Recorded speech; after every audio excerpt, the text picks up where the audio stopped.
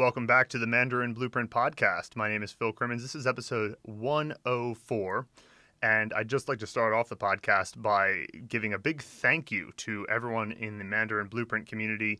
The last 2 weeks of August, obviously it's over now for anybody watching the podcast, but the last 2 weeks of August we ran a sale on lifetime access to the course, and what an overwhelming upswell of support.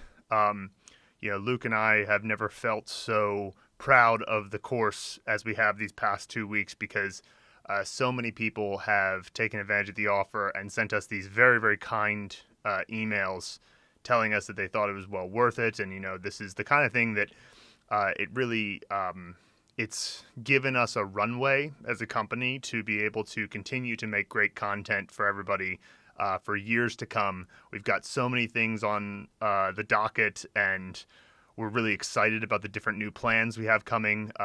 New content regarding longer form graded content, regarding grammar points, regarding new mnemonic methods that we're going to add to vocabulary. There's so many things that we have that we're preparing, and I'll talk a little bit more about that later in the podcast. But just first of all, just want to say thank you to all people who've gotten involved, and even some people who didn't have the means to take advantage of the offer still sent us emails encouraging us, and they're sticking with their subscriptions for now. But just thank you so much. It's been a huge help, and it's a relief for us to know that we have the means to continue making great stuff for all of you and helping you learn Mandarin faster. So we'll start off today with a grammar point, which is going to be a simple grammar point, actually. It's just about softening tone with n at the end of a sentence. So this is a character that you actually don't learn until about, I think it's like level 35 or something in the Mandarin Blueprint Method, but it comes up a lot as a top-down word because similar to, say, ma or ba, or let's see, what else is there? That you put at the end of a sentence. There are these different tone creation characters that you can put that, they give a tone of suggestion like ba, or they give a tone of a yes or no question like ma, or there's another ma that's more like a tone of obviousness like, obviously it's this ma, right? And then there's n, and n has the function of softening the tone of a question. Now, sometimes n can be indicating a present tense, but we're mostly going to talk about the softening of tone of voice because, of course, Chinese is a tonal language, but when we say that Chinese is a tonal language, what we mean is that on the level of the word, there are different tones, and they affect the meaning of the words. But that doesn't mean that there's not still tone of voice at the level of the sentence. And tone of voice at the level of the sentence is something we can totally understand as English speakers because we do that all the time. For example, I say, that's your coffee versus that's your coffee, right? Like, it's like by changing the tone of voice, I change the meaning of the sentence, but it's not necessarily like a tonal language at the level of the word like Chinese is. So this is an example of how you can change the tone of a sentence using a character right at the end. Now, let's first point out the example of where you can use n to indicate present tense. For example, 她在吃饭呢. Now, that n at the end of the sentence indicates that she is currently eating. Now, there's also the 在 that indicates that she's currently eating, but both of them kind of in combination mean that she's eating at the moment. And the thing about that is that if there's a period at the end of the sentence, you can be fairly certain that this isn't the example of n softening the tone of a question. So in that case, you'll see that pretty clearly. And, sometimes you'll use n alone to indicate present tense, but often it's combined with either 在 or 这, which is yet another clue you can use to see if it's in that function. But let's focus on the gentle tone of voice that comes with a question. So here's a sentence from level 14. 他的儿子有什么看法或想法呢? What views or opinions does his son have, right? And so in this sentence, the question word is 什么.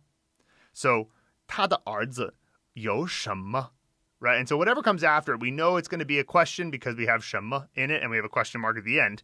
But if you just say, 他的儿子有什么看法或想法, that sentence perfectly fine. It's not particularly seen as rude, but if you want to come across as, nice, gentler, you can just pop on that n at the end, and this will give you the just a respectful sort of inquisition. You're just sort of saying what might his views or perspectives be, and you're just trying to be nice about it. And that's really the only difference.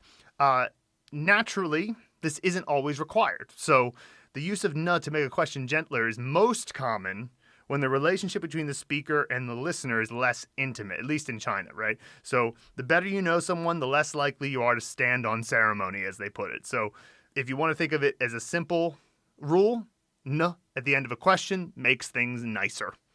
So let's take a look at another sentence here. This is from level 17. 你想打包还是在这儿吃呢? Do you want to take out or dine in? So this sentence, a further illustration of the above point. The context is that a host or a hostess or a restaurant employee is politely asking a patron what their preference is. And this is like not as intimate a relationship as you would have with, your girlfriend or something, right? And so the relationship is professional and therefore has a tone of being kind and gentle and polite. Let's take a look at another sentence. Sentence 3 is from level 20. 我这边很好，你呢? I'm all good here. How about you? So you'll probably hear people say 你呢 at the end of sentences all the time. And this person is almost certainly responding to something like 你最近怎么样?你最近怎么样? Which means how have you been, right? So after they respond, it would be redundant for them to say 我这边很好，你最近怎么样? Right? If you said that, it would be kind of like, why are you repeating the whole question? You can just say 你呢 to politely throw the question back to them. So whatever they asked you, by saying 你呢, you're asking the exact same question back. And it just saves time. It's natural for these types of things to develop in a language because, as I say, can you imagine that every single time that you asked a question and somebody wanted to ask it back to you, they repeated the entire question? That would get tedious, right?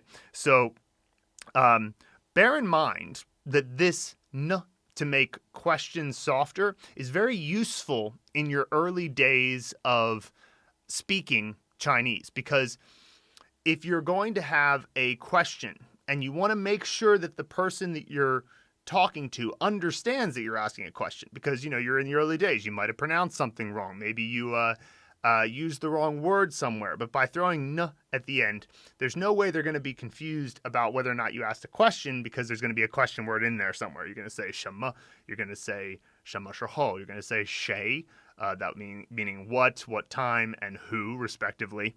And so, that being the case, if you throw it in at the end of these question sentences, one, you're going to be polite. You're going to sound kind and polite, which is nice.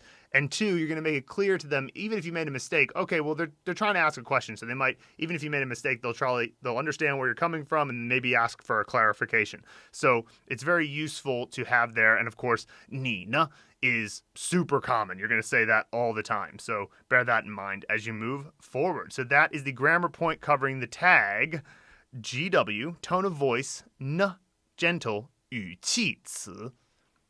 Next, let's move on to the comments and emails. We got an email from Rick Santos. He says, thank you for the generous offer, Luke and Phil. And this is referring to the lifetime offer I mentioned at the beginning. I think I'll have a budget for next year, so I will continue on with your wonderful program for 1 year and renew next year. You're both doing a great, great job. Congratulations to both of you, and may you have more windfalls to come. You really deserve the outpouring of gratitude from your students and our affirmation of trust in you and the Mandarin Blueprint Method, Rick. Well, thank you, Rick. That's quite a thing to say. It's quite a thing to hear, and it still amazes me every day that people, who are previously strangers, send these very kind emails. And please understand that it never goes unappreciated. It's something that Luke and I really enjoy about our day. It's this great thing that we get. And so, what we're going to do is repay this outpouring of gratitude with harder work and more content for you guys. So it's the most motivating thing in the world to have people who not only send their gratitude, but also send their hard-earned finances over to you to keep you going. And it's kind of cool in a way. You guys are saying, here are resources. We value what you're doing. Keep doing it. So it's it's hugely motivating, and we're going to never stop so long as this train keeps running. And right now we've got a big old runway, so we appreciate that from everyone. Next, this is a very good one from Soren in the community forum, and this will help me address some of the new things we're going to be covering over the next few months. So Soren says, "Hi all, excited to embark on the journey towards fluency in Mandarin Chinese together. I'm at level 27 and really struggling with the longer sentences, opinion pieces, etc., predominantly given the lack of English translations. I realize the lack of English translations is the norm from here, hence why I'd be curious to hear what experiences others have at this stage of the course. At this level, 400 plus characters in, I was really hoping it would eventually click, but I have some doubts this will happen as despite studying 6 or 7 hours each day, knowing all the individual characters, there are still plenty of sentences I'm not sure I fully understand, as I can't derive any logical meaning from the characters as I know them. This means I spend a lot of time checking up on whether there are other readings of the characters I am unfamiliar with, etc. I tried for a while to merely leave the pieces and go back to the earliest ones, as presumably these should be easier. This has definitely helped, as naturally my vocab and exposure to the characters have expanded, and I have seen them in more contexts, etc. But I still struggle and find listening particularly difficult. Is this just normal? Shall I keep going and be more patient? Am I doing something wrong? Shall I accept reading without understanding the content? I will definitely keep on going, but I'm a bit frustrated I am not doing as well as it seems to be expected at this stage of the course. So let's go through this bit by bit and talk about what we're going to do to help Soren feel better about this. So the first thing to understand is that Phase 4, the longer form content in Phase 4, is you could almost see the entire phase as an introduction to longer form content, because the longer form content that comes up in Phase 4 is the first time you're ever seeing grammar at the level of the paragraph or the dialogue or the short story, right? So we all understand that grammar on the level of the sentence is essentially, in Chinese, all it is adding words or moving words around in the sentence that creates grammar. And it's similar with a paragraph. So you put a sentence at the beginning of a paragraph versus at the end of a paragraph, it could change the meaning immensely depending on the surrounding context. And so naturally, when you're in the first stage of anything new, which the entirety of Phase 4 is a new thing called longer form content, it's only natural that it's going to be the hardest that it will ever be, right? Because it's new, right? And so you're carving out those new neural patterns, right? So your brain has already started to create some patterns that relate to Chinese characters and relate to words. And each time you see the word again, you reactivate that pattern. But then when you see that word in a larger context, you kind of have to expand that pattern out to say, okay, now that character is not just a mnemonic scene that has a pronunciation and a meaning, it's also in a relationship with these other characters, and then other characters at the level of the sentence, and then other characters at the level of the paragraph. So there's a lot of carving out going on, right? And so that's to some degree to be expected. So the first question is this to be expected? Well, yeah, kind of. Yeah, that is true. But we're going to do a couple of things to help you through this process. So the first thing to remember is that this is not the last time you will see these longer form pieces of content, because as I mentioned at the beginning of Phase 4, it's pretty tough when you only have 300 or so characters to create longer form content that is good, that is to say that it actually has some interesting meaning or potentially something that could be helpful and is also 98% comprehensible. And that 98% comprehension level is what's called extensive reading. And that's where you get the best type of acquisition. Now, by the time you get to the intermediate course, all the longer form content, the first time you see it, is at 98% comprehension. But that's easier to do because at that point, you already know at least 80% of Chinese by frequency. By the end of the intermediate course, you know 94% of Chinese by frequency. So there's a lot more to work with. But at the beginning of phase 4, you maybe know something like 50% of Chinese by frequency. So there's so many words and characters that you have yet to come across that it becomes very difficult to make a piece that is, as I say, not only interesting and engaging, but also at 98% comprehension. So here's what we're going to do.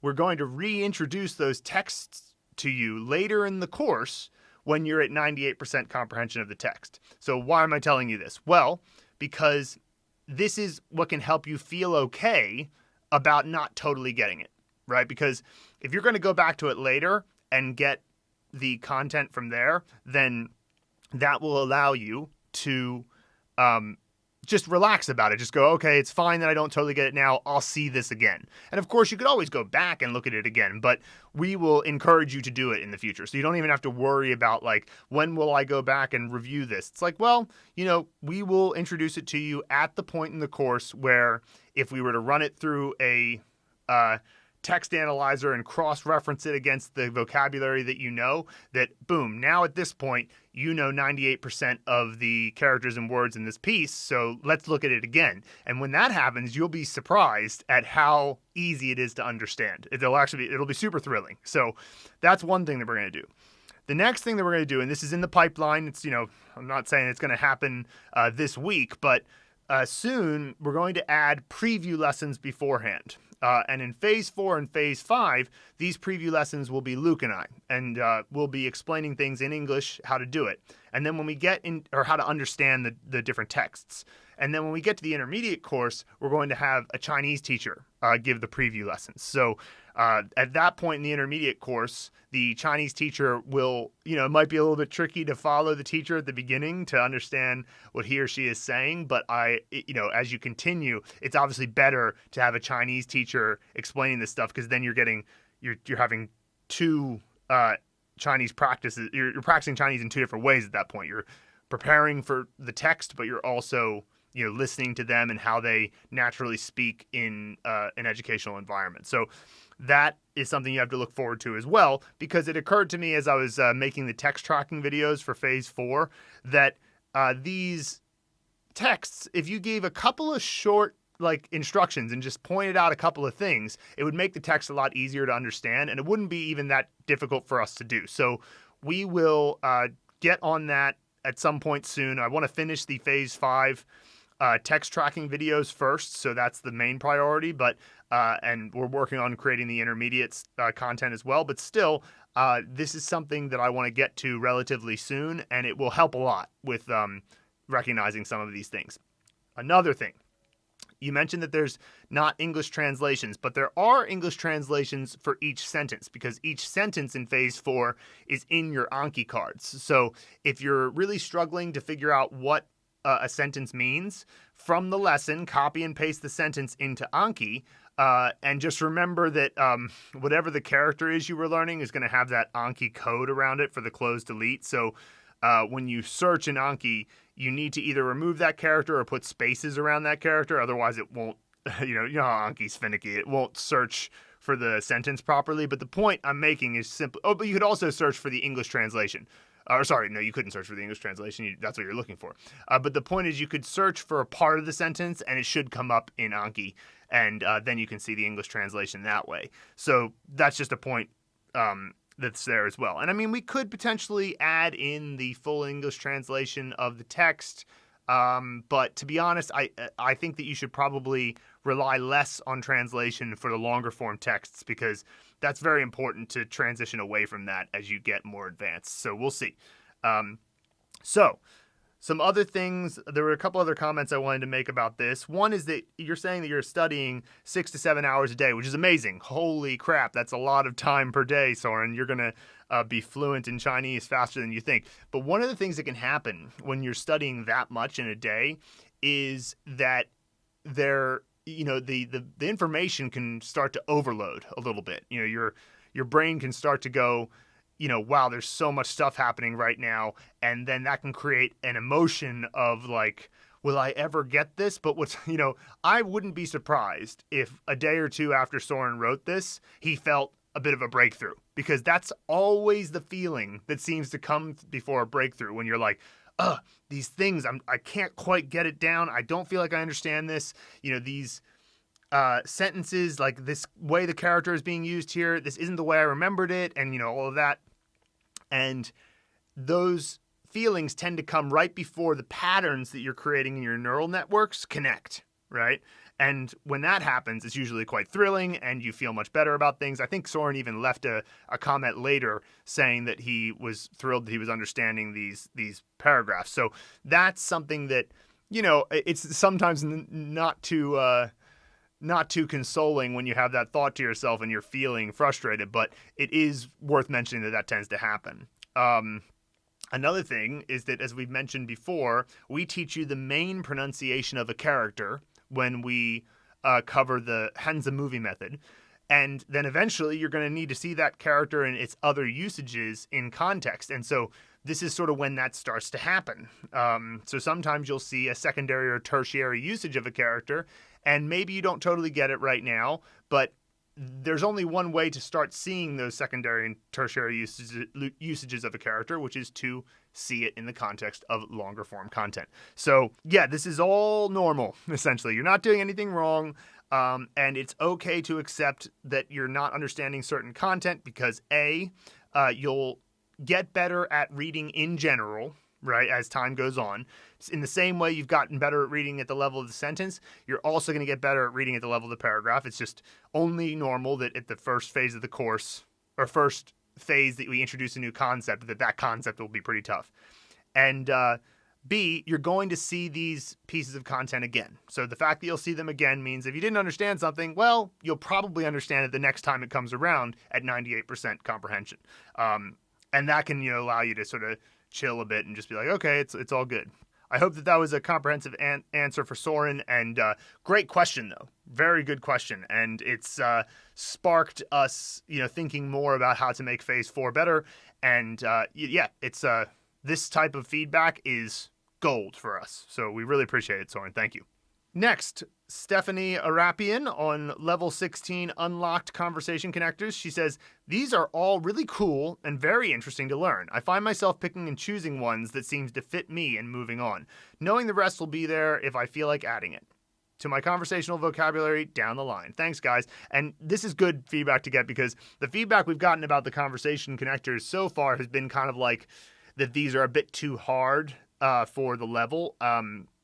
But maybe you could do what Stephanie did. Just pick the ones that kind of stick out to you. Like, I would say something like that in English, so I'll just unsuspend that one and use that card. That's perfectly fine. As a matter of fact, that's probably a better way to do it, because a lot of the conversational connectors, like, the advantage is that they give you this tool, this sort of ninja tool for talking to people. But the disadvantage is that because they tend to lack much real meaning, it's harder to make connections to the phrases, because, it's sort of the purpose of a conversation connector to buy you time and say a bunch of fluff. So it can sometimes be tricky to make memorable connections to them. So perhaps do what Stephanie did and just pick the ones that stand out to you for some reason. And who knows why? That's a big part of mnemonics. Just that one stands out to me, that one doesn't. Pick it up for now, and then as Stephanie says, you can go back to it later at any time. So good suggestion from Stephanie there. And let's move on to Corinna Wetzel on level 13 complete. She says, I love learning Chinese with you guys. Thank you for the Mandarin Blueprint Method. Well, we love making Chinese content for you guys, so it seems like it's a win-win. She says, I can't believe that I ever tried rote learning before, right? Like, once you try something that's much better than rote learning, you're like, how did I learn anything previously? It happens all the time. So except for some pronunciation rules, nothing really stuck from learning back then. And now I'm on character 124 and I can read sentences in Chinese without pinyin. This is just amazing. Seriously, my mind is blown. Thank you for your enthusiasm and for making learning so much more fun. On to the next video. Well, that is the best part of Phase 3, isn't it? In Phase 3, you get to go, what? Those Chinese squiggles that I've seen in Chinatown, or at a Chinese restaurant, I can understand them and even make sense of a phrase. It's pretty crazy. So well done, Corinna. I'm so glad that you're drinking that in at the moment. Next, Darcy Mallon on Level 19 Unlocked Conversation Connectors. I need to take a pause from my studies for a moment to say, with much gratitude, thank you, Phil and Luke. The course you've built has thus far been amazing for helping me learn and retain the characters. I just had to learn to trust you and do as I was told, which was exactly what I needed. Confident, clear guidance. Well, hopefully you're doing what you're told simply because it makes sense what we're saying. We wouldn't want you to just be like, just do what you're told. But yeah, I appreciate that. I had been, quote unquote, wandering around with many apps and a couple of courses, some indeed useful, but none address the key issue of how to actually remember the characters and their many aspects. At this point, only level 19, each time I don't immediately recognize the character, a rare occurrence now, I ask myself, okay, where was this happening? Oh yeah. Who was running the show? Oh yeah. What were they using? Got it. Presto, it comes to me. Thinking of a metaphor for the Mandarin Blueprint movie method, for me, it's a wagon wheel, far fewer spokes than a bike wheel, and each spoke, an aspect of the movie, moves towards the center, the character. Should I need a prompt, I just circle the rim. Find the right spoke and I'm rolling.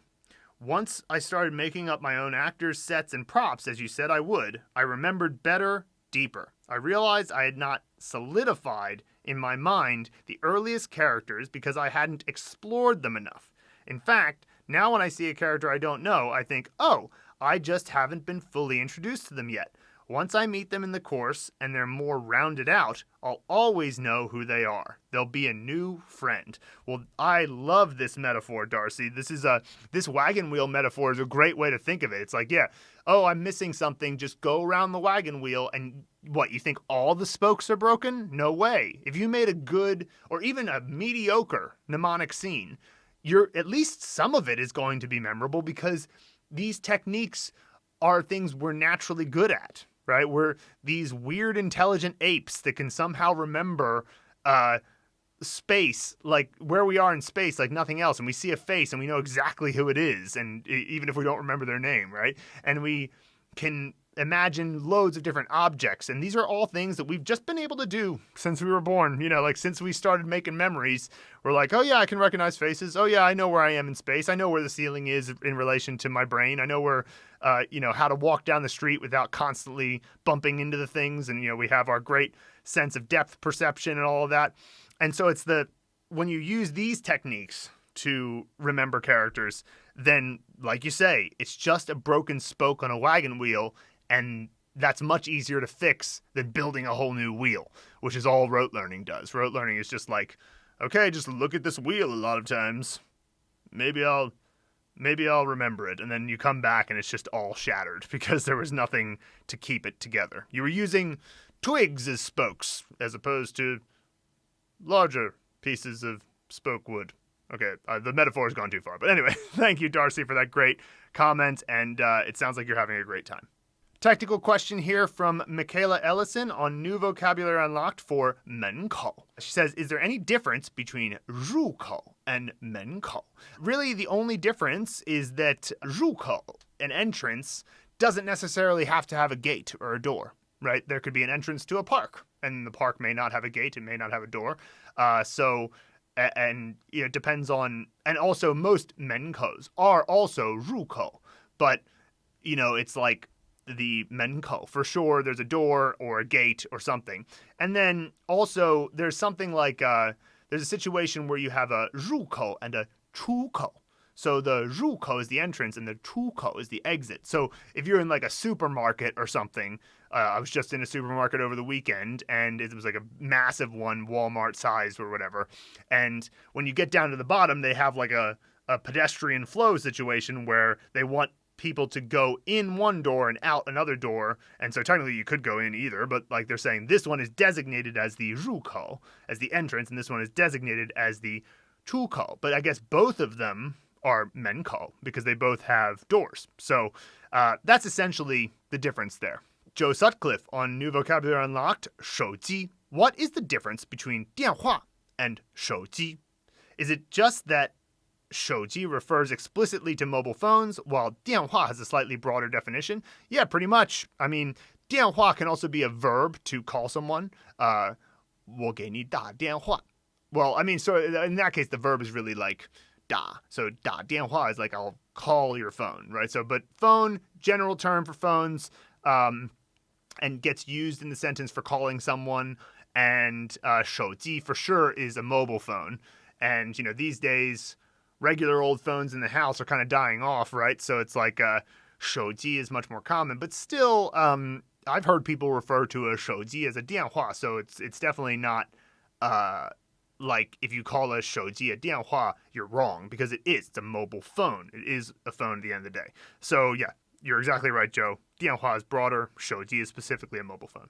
Good question here from William Beeman on New Vocabulary Unlocked. 有些 He says, hi, in 有些人会担心父母长得胖的话，宝宝是不是比别的宝宝容易长胖? I thought that the construction 是不是 indicated a question. Is it serving some other function here? And so what's happening in this sentence is a good question because, if I say 你是不是饿了? I'm asking, are you hungry? Right? Yes or no? I could say, 你饿了吗? 你是饿了吗? That would also be a way of asking a yes or no question, but you could also say 是不是?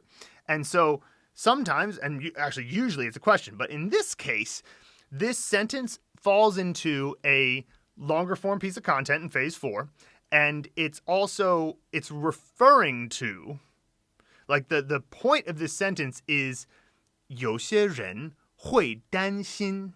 That's the main point of the sentence. And then whatever comes after that is what they're worried about. 担心 means worried. So 有些人会担心 and then 父母长得胖的话. All right, so this is the thing they're worried about. If the parents are overweight, 宝宝, the baby, will or will not, or is not, 是不是 be compared to 别的宝宝, other babies, 容易长胖, easily become overweight or easily get fat, right? And so what is the point of the sentence? The point of the sentence is that some parents worry that this might or might not happen in the future. And so the might or might not, is or is not, will or will not, it's in the context of what they might be worried about. And so the fact that it's in that context means that it's sort of a question embedded in a worry, if that makes sense. And so the fact that that is the way it is means the sentence would end in a period because it's really just a statement saying some people will be worried about, and then the question is nested in that worry. So hopefully that makes sense, and it's sort of used rhetorically there. Jiggy J. Diderik. I hope, is it Diderik or Diderich? I love that your name is Jiggy J. It kind of always makes me smirk every time. Anyway, so on New Vocabulary Unlocked for 认为, he says 认为 and 想 both mean to think. Is there any difference? Well, whenever you have a question like this, the first thing to do is look at the characters and see if what you can delineate from it. So in the case of 认为, we have two characters, so we can see maybe how they relate. 认 means to recognize or identify, right? 认字 means you're able to read. You're able to identify letters. And 认识 means to know someone as in I'm acquainted with this person, right? And so 认, recognize, or you could say 我认错了你, right? Well, that's a way you would say to somebody, I mistakenly identified you. I thought you were somebody else. So that thing that happens sometimes in life where you're like, hey, Matt, how you doing? And they turn around and it's not Matt. And you're like, oh, in Chinese you would go, 我认错了你. So I recognized you incorrectly, right? So that's 认. And then 为 is for. So, or maybe as. So I recognize as is sort of what you're saying there. 我认为他很瘦. I think he's very thin, skinny, right? 我认为他很瘦. Right? Now, 想, on the other hand. First of all, it does have these other meanings, right? So 想 can mean to miss someone. 想 can mean to think. It can mean to desire something, right? But when it means think, usually 想 is used in the context of sort of an internal dialogue or an internal search for what you think. So, for example, I say, do you want to go on vacation next month to my girlfriend? And she goes, okay, 我想一想. What she's doing there is she's saying, I'm going to sort of look inside myself and see what's there. I'm going to kind of introspect a little bit and think for a moment in that way. So it's not so much I identify as or I recognize as in that way, which is a little bit more objective sounding. It's more like a internal thought, internal searching of what you think. So, and how might you get a clue from that is that xiǎng has the heart component there at the bottom. So if we just looked at these characters, we can kind of get a sense for how they might differ. And then, of course, you'll solidify that knowledge when you see them used in different contexts, when you see zhènwei used in different contexts and xiǎng used in different contexts. So hopefully that's a helpful little set of thought technologies to figure that out. Michaela Ellison on It's a Word for 来. What is the context for 我明年来中国? I keep missing it in Anki because I replace 来 with 去. Is the speaker outside of China, but talking to someone in China? I can't think of a context where the speaker would be in China. So this is a great question, right? So like the way she's imagining it is she sees a sentence that says 我明年 blank 中国. 去 means to go. So she's like, well, wouldn't somebody be saying, if they're saying 我明年, they're probably not in China now, right? So like, wouldn't it be 去? And now, first of all, in Anki, if there's ever a blank and the difference is 来 or 去, for the most part, you can still mark it as right if you got the other one, because most of the time, depending on the context, either one could work, because they're always subjective based on who's speaking, right? But they're even subjective at another layer, which is what I'm going to get to with Michaela. So suppose that I'm talking on the phone with my mom, right? And she says, we're talking about when travel restrictions will be lifted for the pandemic so that I can go back home to visit, right?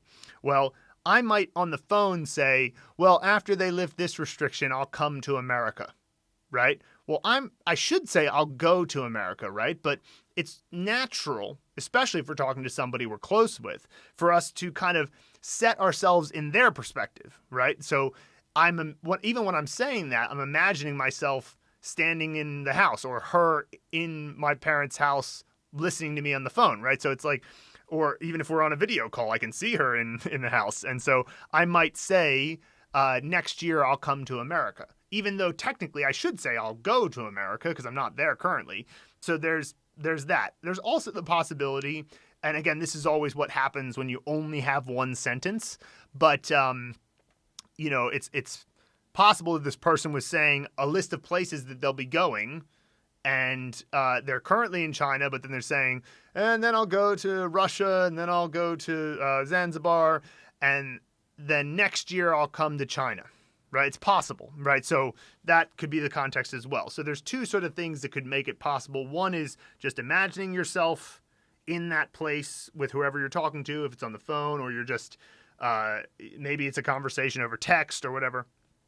And then, or it could be that it fits into a larger context where it makes sense, as I mentioned. And there's probably way more context that I haven't thought of, but it's just like everything else with these types of things. We're not always precise with our language, and sometimes we sort of project what's going to happen in the future into our speech, and so this type of stuff happens all the time. But again, if you get 来 or 去 incorrect, and you can say to in Anki, and you can say to yourself, well, the other one could make sense in a certain context, still mark yourself as right. Don't mark yourself as wrong on those. Another one from Michaela Ellison on It's a Word for 丢. Thanks, that's helpful. Coming back to the sentence, 他们把面包丢在桌子上面. In Anki, I'm wondering again about the meaning of 丢. Can it mean both to throw and to throw away? If so, is the meaning of the example sentence they tossed the bread under the table, or they threw out the bread that was on the table? Yeah, it's probably going to be threw out the bread on the table. It could be throw, though. For example, there's a number of words for throw in Chinese, actually. You've got 投, you've got 扔, but another one is 丢, right? And so, like, for example, I noticed that when I started playing Frisbee with a bunch of the Fei Pandas, which is a great name for the Chengdu Frisbee team because the word for Frisbee is Fei Pan. And of course, Chengdu is the home of pandas, so they call themselves the Fei Pandas. And when I started playing with them, I noticed that I would have thought that you might have said Tou Fei Pan, but you actually say Diu Fei Pan for throwing a Frisbee, right? And so it could be throw, it could be throw out, because, of course, throw out comes closer to the meaning of lose. Like, obviously, you can unintentionally lose something, or you could just be like, throw it out, I'm going to lose it, right? Like, so that... That is indeed how you could imagine it. And again, it is context dependent, but I would say that probably it means throw out in this case. Niels Christian Jacobson on New Vocabulary Unlocked for Tàde. Is there any particular rule for when one leaves out the genitive de? Oh, geez, genitive is one of those words that reminds me of like grammar classes in like 8th grade. Whew, I can't really remember what it means, but I do know that de as a possessive, 我的太太 or 我太太. Here's a rule for that. Generally, with family members, you can get rid of the de if you want, because the relationship is intimate. Another one, 我家, my house. I don't have to say 我的家, right? I can just say 我家because my relationship with it is quite intimate. We talk about this in an article that is in the sidebar of the course. It's about the grammar point when you can omit de. So check that out, and you'll be able to figure that out. Georgia Swanson on New Vocabulary Unlocked for 过来. She says, hello, I have a question about the sentence 我才过来, because in the next sentence it has the le particle 我过来了, but the sentence with 才 does not contain the le. These two sentences seem almost identical to me regarding the meaning, only that one has the element of just now and the other is just sometime in the past. Is there a specific reason that le is in one and not the other? So, first of all, if someone says 我过来了, it probably did just happen in most contexts. But their point is that's their only point is that I'm here. Or they might even just say 我来了, 我过来了. And also 我过来了 doesn't necessarily mean that they've arrived. So it could just mean they've started the process of coming over. So for example, if somebody is like, say I'm on the phone with them and they're on the other side of a building, like they're on the same level as me, but they're on the other side, like it's a school or something, and they're several classrooms away. And I'm like, hey, I need you to come over to help me with this thing. They might say 我过来了. And what they mean is, I've started the process of coming to you then, right? And again, kind of in a response to what Michaela said before, theoretically, maybe they should say 我过去了. But they might also say 我过来了 because they're thinking about where you are and they're projecting that into their speech. So the point is, 我过来了 is only focusing on that. Now, if you say 我才过来, right? Here's the context where I imagine somebody might say that. You just arrived somewhere, somebody else comes in and says, what's this all about? There's this big mess on the floor. And you might respond with 我才过来, which the sort of inherent, the meaning embedded in that is, I don't know, because I just got here. So like the feeling of it, the tone of it is much more like the point is that I just got here. And so for some reason, that's the thing I need to get across is that I just got here. And so, and first of all, if somebody says 我才过来, that probably has nothing to do with them starting the process of coming over. It's just they're, for whatever reason, wanting to emphasize that they just arrived. And again, there are a number of reasons why you might want to do that, just like the one I said before. But, and theoretically, the point is there's different contexts you can use. And so if you were going to say 我才过来, it would be in the context of needing to emphasize that point that just happened. Whereas 我过来了 is only emphasizing the point that you're either coming over now, you've started the process of coming over, or you've arrived. and you're just saying, okay, it's happened. That's the only point you're making.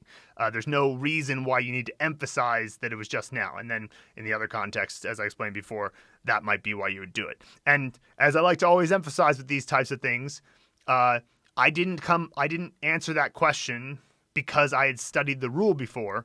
I answered that question accurately because I have just heard Chinese people say this stuff a lot. I've read it a lot. I've read novels in Chinese where somebody would say 我才过来 or a similar grammatical structure and thought about the context of what was going on.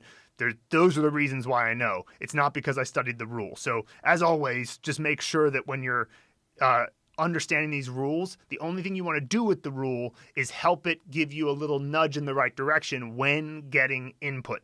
But still, your goal for acquisition should always be more comprehensible input, not more rules.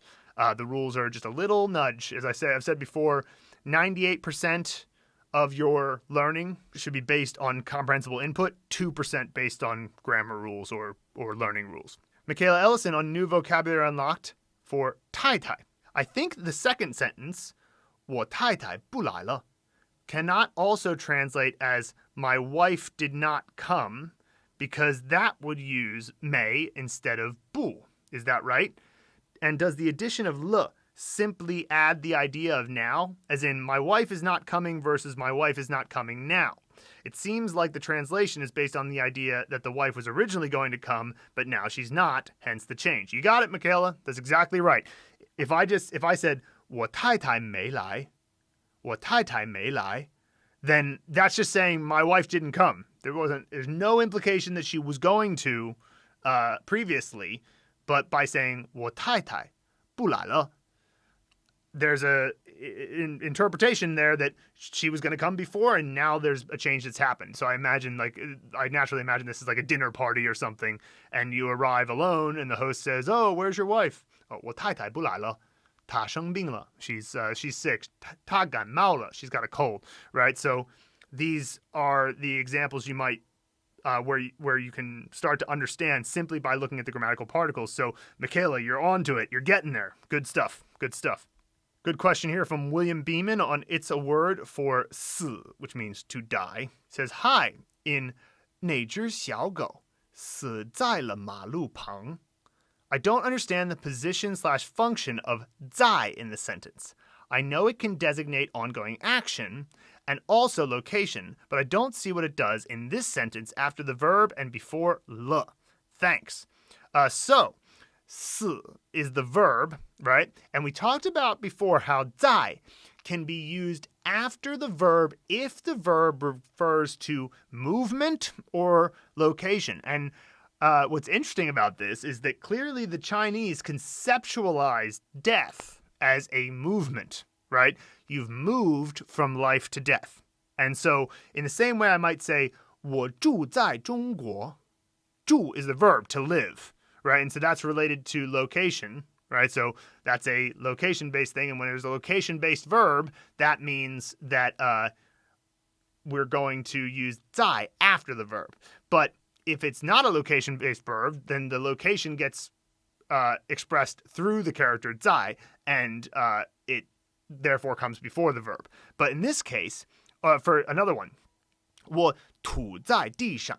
I spit on the ground. Well, 吐 is a motion-based action to spit, right? So 我吐在地上 is correct. So I spit on the ground. And that 在 after the verb is because 吐 is a movement-based verb. So clearly, the Chinese see 死 as being a movement-based verb. To die is a movement. And that's, kind of that's an example where language can give you an insight into sort of philosophy to some degree, which is kind of cool. Or like, I guess, cosmology or whatever. And so, 死在了马路旁. So, yeah, that's, and of course, 了 indicates that he was alive before and now has died.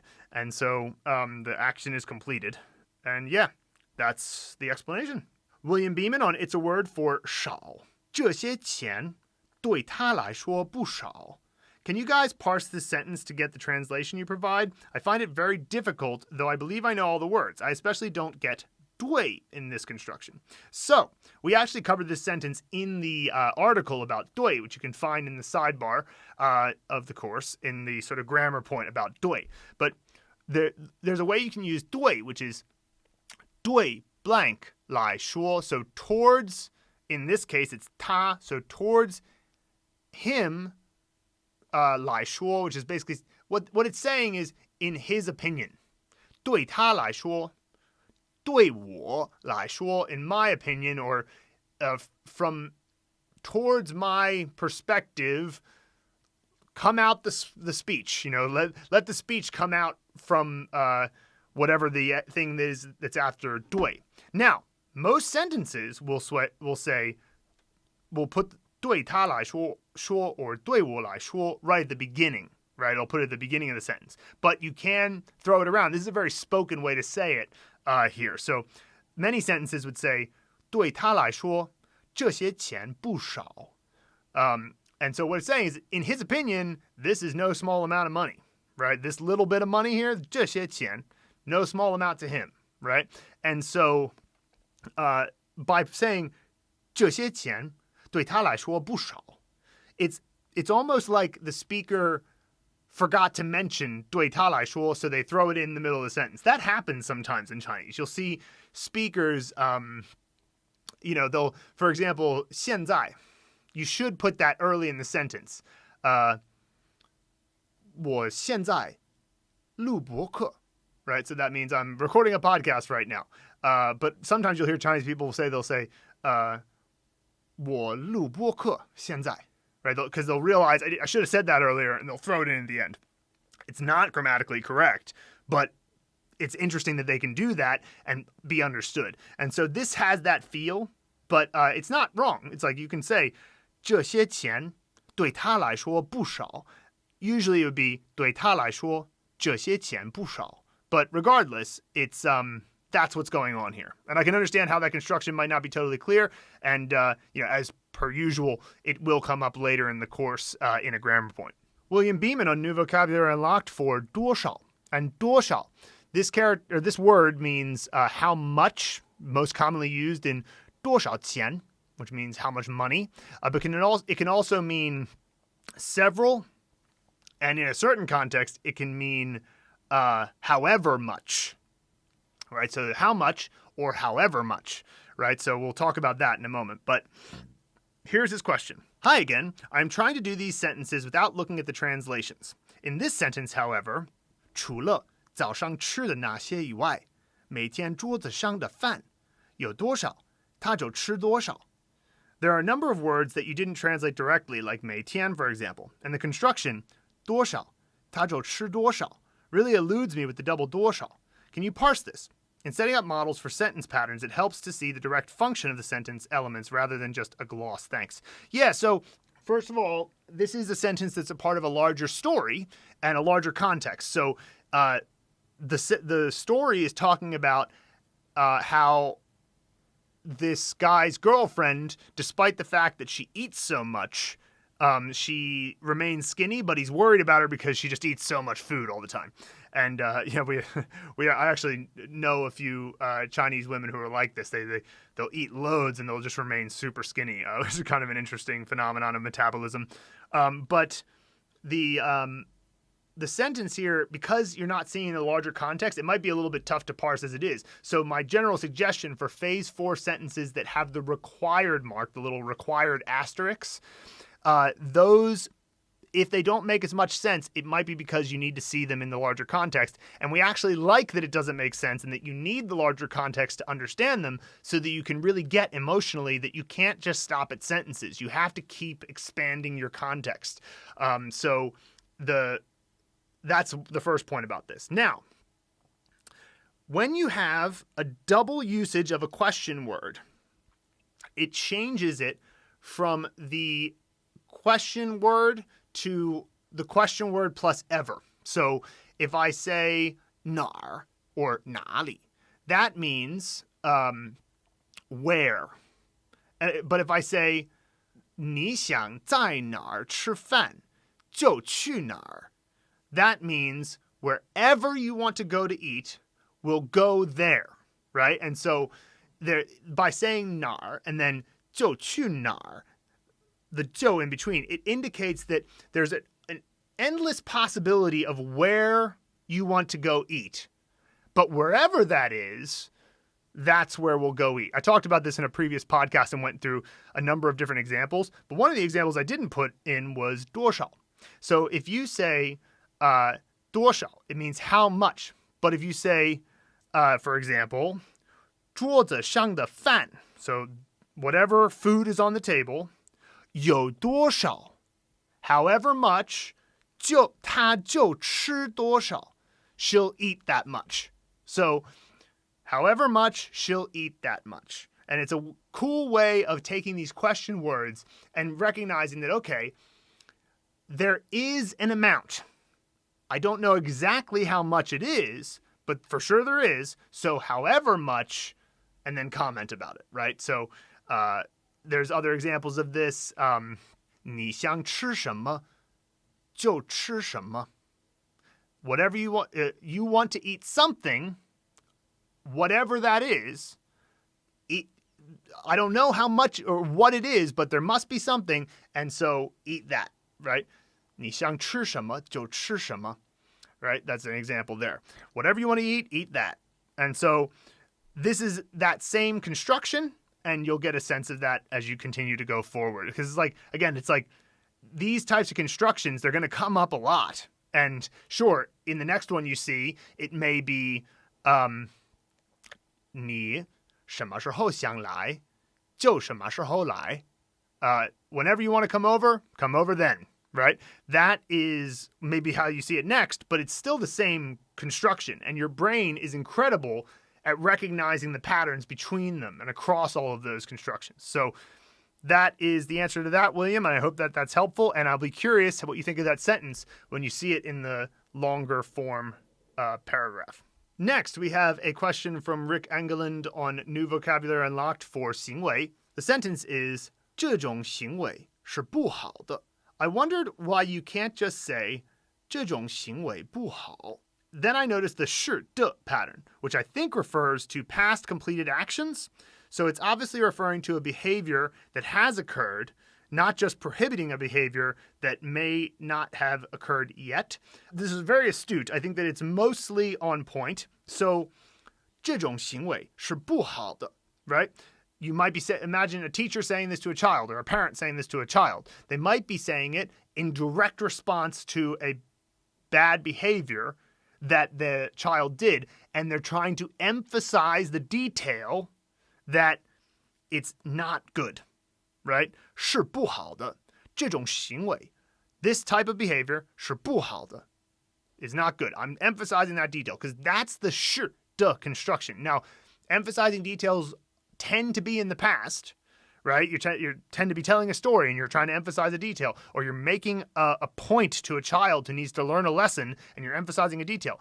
Or there's a training video on showing what somebody might be doing wrong, and the narrator of the training video says, 这种行为是不好的. They're trying to get across the point that that is the detail we need to emphasize. And so if you just say, 这种行为不好, there's no particular emphasis, and you don't know, there could be many different contexts, but the context is essentially just saying this behavior is not good, right?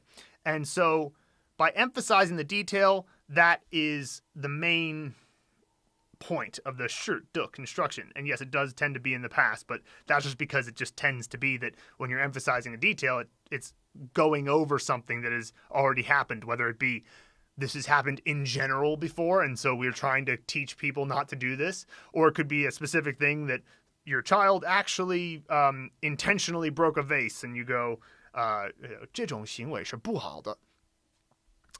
Cool. Great questions this week. Jiggy J. Diderick on New Vocabulary Unlocked, Gumar.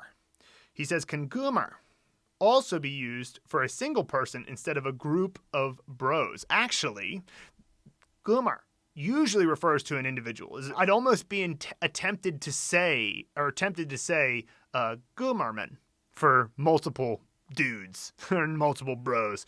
And this is a bit of an exception to the 们 means plural rule. Obviously, usually 们 is indicating plural. 你 means you. 你们 means you all. 我 means me. 我们 means us or we, right? And so the example here is, 哥们儿, doesn't that mean bros or dudes? But really, 哥们儿 is usually an individual guy. Like you're calling a guy over and you're like, hey, 哥们儿, come over here and help me with this thing, right? So that's actually an exception to the rule, and so you're not going to use 哥们儿 very much for a bunch of guys. So it's not impossible, I don't think, but you wouldn't really use it that way. So it's a good question because it indicated an exception. William Beeman on New Vocabulary Unlocked for 宝贝. He said, could we get you guys or Annie or someone to pronounce this? 宝贝儿, 宝贝儿, with the R on video. I'm sure my attempts would be seen as ridiculous. So yeah, it's 宝贝儿. And so a lot of times with adding the R after any particular pronunciation, sometimes, it can be a little bit confusing. Like, when is it? How exactly is it? It's like, for example, P-A-N-E-R, second tone, 盘, right? 洋盘. That was a, 洋盘is a place called Young Party Bar that I played at in Chengdu 5 years ago. 洋盘.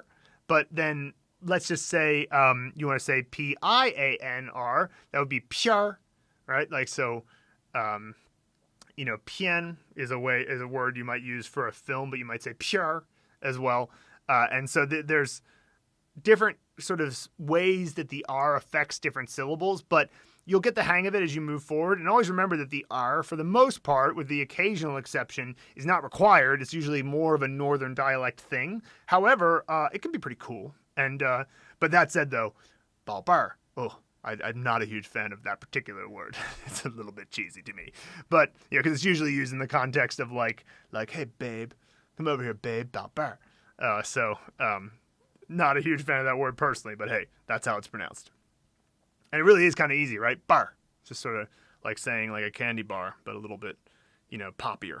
And Bihari on It's a Word for hua. Curious, would these character combinations always be the same meaning as in the example sentences above? And what she's referring to is that hua, the character hua, has 3 main usages. The first is flower, which is a pretty simple noun. Or 花 for that matter, which is also flower.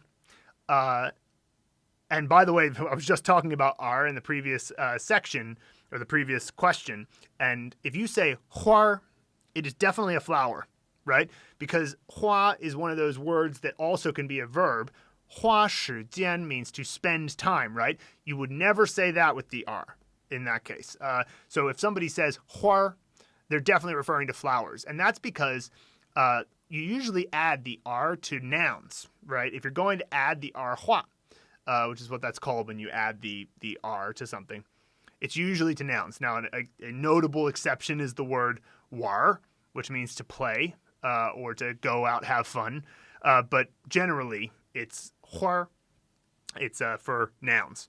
So we have hua, hua, meaning flower. We have hua, meaning to spend, like, for example, 花时间, spend time. And we have hua, which means fickle, as in 花心, which is how somebody might refer to a guy who dates lots of girls, a bit of a player. He's fickle. His heart, he's got a flower heart, or he spends his heart. I actually think it makes more sense that way. Like your heart has a limited amount of whatever, sort of energy it can give. And so if you 花心, you're like spending your heart too much almost. It's like a way of saying that somebody's being fickle. Would these character combinations always be the same meaning as in the example sentences above, or does the meaning depend upon the context of the sentence, and that's why they are not listed as new vocabulary? So, 花心 and 花时间. So let's look at 花时间first. 花时间 is definitely 2 words. 花 and 时间. So it's not one word that would make a new vocabulary unlocked situation. Because, for example, you can spend other things. You can 花钱. It's probably the second most common one. Spend money. They're probably equally common to say spend money or spend time. You could say 花心思, that's a little bit more advanced. 心思 is kind of like emotional energy. So 花心思 would be to spend your emotional energy on something, right? So in the case of spend, it's definitely a word by itself. It would not be combined with other words to make a 2-character word or a 3-character word. Now, in the case of 花心, 花心 is indeed a word, and so it's not high frequency enough for us to say that this should be unlocked as a new vocabulary word, but we want you to understand that this third usage of hua can mean fickle, and when it means fickle in this way, this is the most common word that you'll see it as meaning fickle. And so that was one of those things where it was like huaxian is definitely not one of the most 1,000 common words in Chinese, which is what we cover in the foundation course.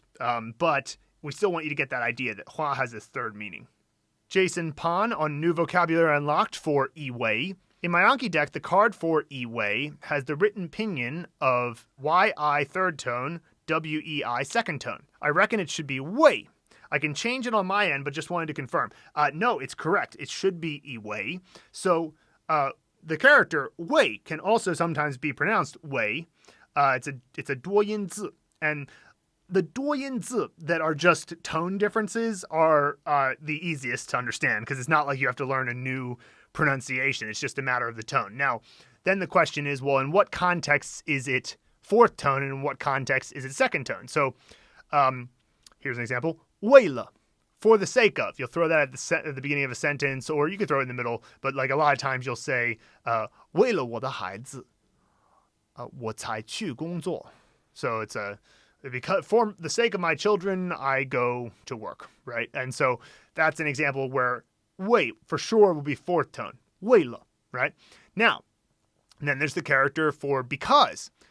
因为 or 因为. Both are okay, actually. I would say 因为 is a little bit more common, but I do hear people say 因为 all the time. Now, when 为 is used in slightly more formal contexts, like, for example, 为人民而做.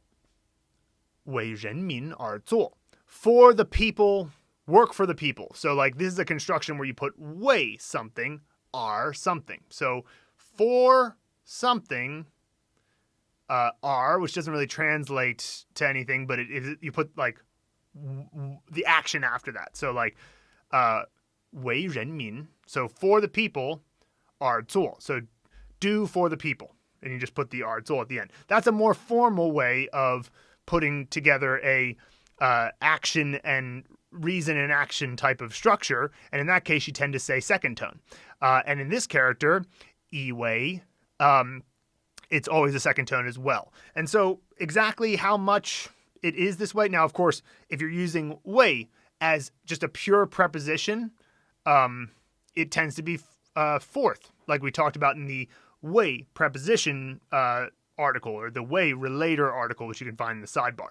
So really, it's just a matter of certain contexts use it in second tone, certain contexts use it in fourth tone, and you'll get the hang of it as you move forward. Yeah, and the most important ones for where you are now are definitely 为了, 因为, and 以为.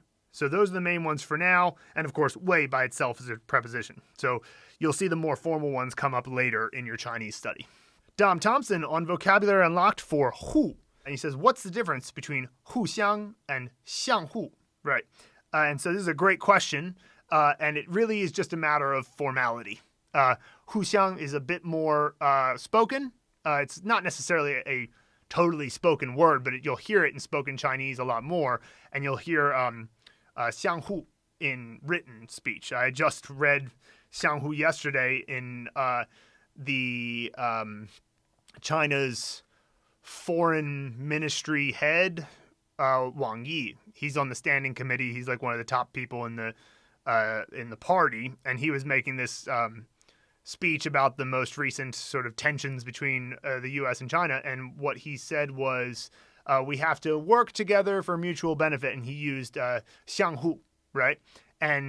But he's speaking formally because he's a politician, right? So it's like, this is the context where you might see 相互, and 互相 is like what you'll hear in more day-to-day life.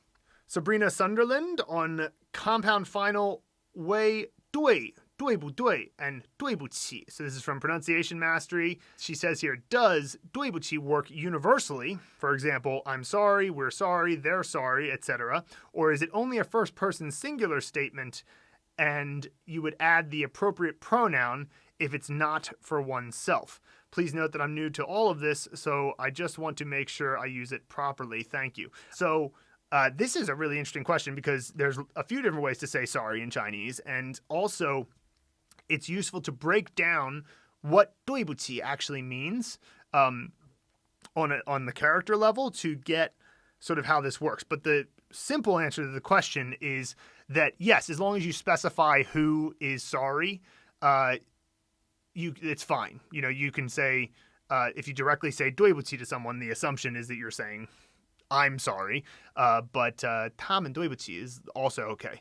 That's perfectly fine. But let's delve into this a little bit further because 对不起 is not always the best word to use. So why not? Because 对 has a few different meanings. So 对 is often taught as correct right off the bat. So like this is the first way that foreigners tend to learn the character 对, because it's quite useful. You just answer somebody with 对and they understand, okay, they at least understand that the meaning correct, right? But it can also mean towards. 对, like 我对他说, I'm towards him speaking. I'm speaking towards him, right? And towards then has this sort of like sub-meaning of your treatment towards, your 对待. And so 对 can sometimes mean to treat someone in a certain way. Your treatment towards them, right? And so in this case, it's more of that meaning, right? So treatment, and then 起 is the final character here, and this means to rise, or perhaps you could think of it as to rise to one's level, right? And then in between we have 不, and the 不 in between is what's called an infix. Now I left the link to our article on infixes below, and the article on infixes talks about 不 and 的. So before I explain how this works with 对不起, let me just read this section from that article. The structure of these infixes is verb plus 的 or 不 plus adjective. It refers to the possible actions in the verb how structure. So, for example, the word 听懂 is listen, 听, and understand, 懂, and means to understand, straight up.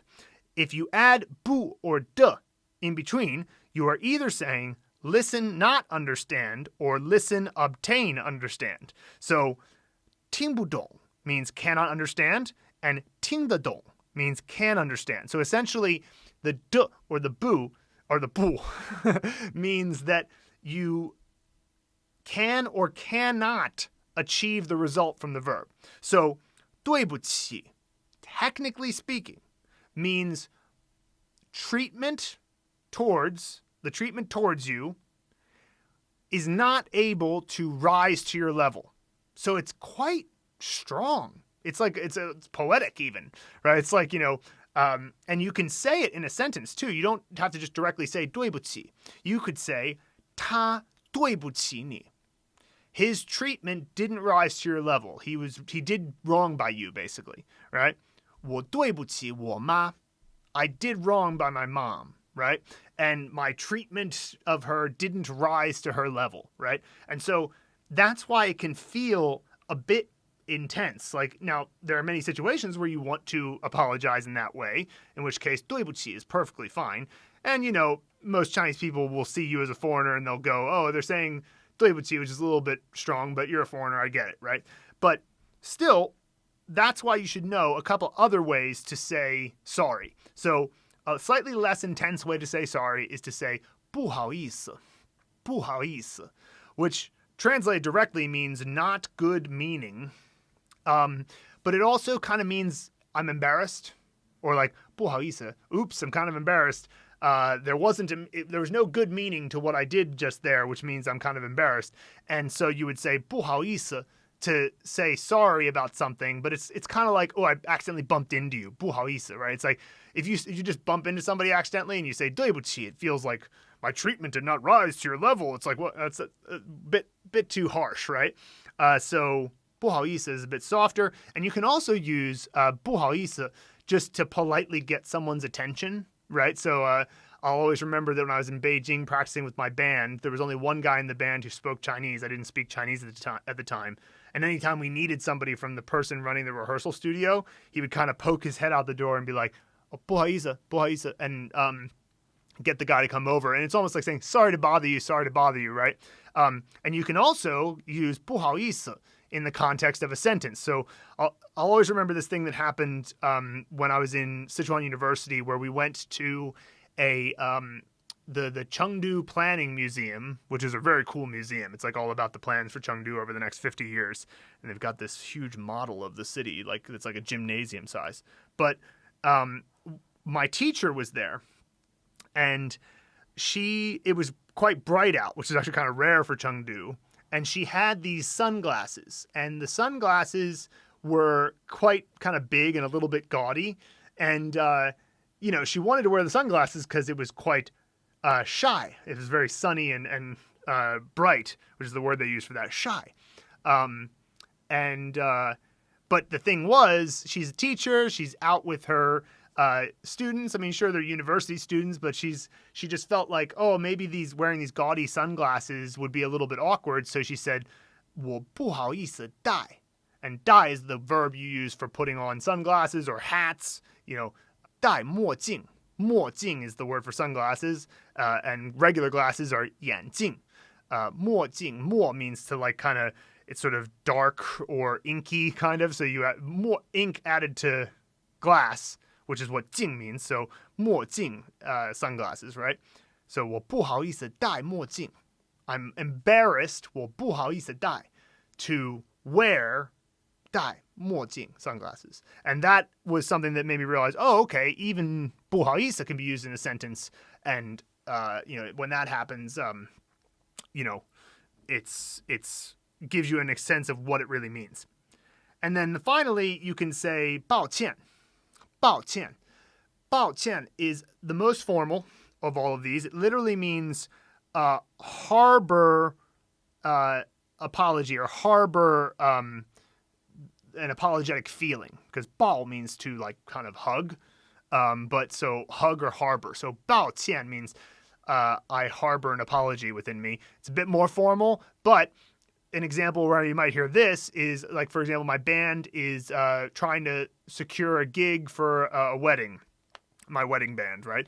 And negotiations are going fine, but then the bride decides she doesn't want to have a jazz band. She wants to have a pop band. So the agent gets in touch with me, tells me this, and says, 很抱歉, right? Because it's a bit more formal setting. It's a business negotiation, and it didn't work out. So she says 抱歉 instead of saying 对不起 or 不好意思, right? So that's the main three ways you can say it. 不好意思 is definitely the least strong. It's more for little things. 对不起 is a bit stronger and is, as explained, it's technically a infix structure. And then 抱歉, which is the most formal, but maybe used in different types of negotiations or in business, perhaps. Next, we have a comment from William Beeman on level 21 complete. He says, I appreciated this discussion on translation. Let me provide some experience gleaned from opera training. An opera singer must learn to sing in multiple languages. It is essential that one knows the meaning of the text in order to be able to interpret it. But it is also essential to understand how the grammar functions so that the singer can put the expression on the correct word or phrase. Therefore, studying an opera score always involves both a ruthlessly literal translation word for word and an interpretive translation that renders the meaning.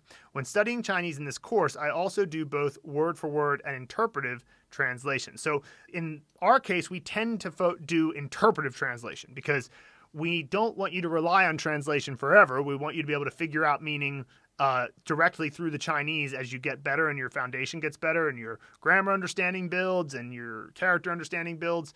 And so translation can help figure things out, but it can also hold you back at certain times. So we tend to do interpretive translation because if you go word for word, first of all, it can make you overthink a little bit because you start thinking like, take the English grammar and change it around, and then I've got the Chinese grammar, and then next thing you know, you're thinking way too much about what you're trying to say, and that's not how speech works. You need to be discovering as you're saying it, hence why we always harp on comprehensible input. But my point just being, when studying Chinese, like you need to take translation as not the most important element. You need to recognize that it's kind of word for word translation can be helpful in a particular instance, but it's just a tool.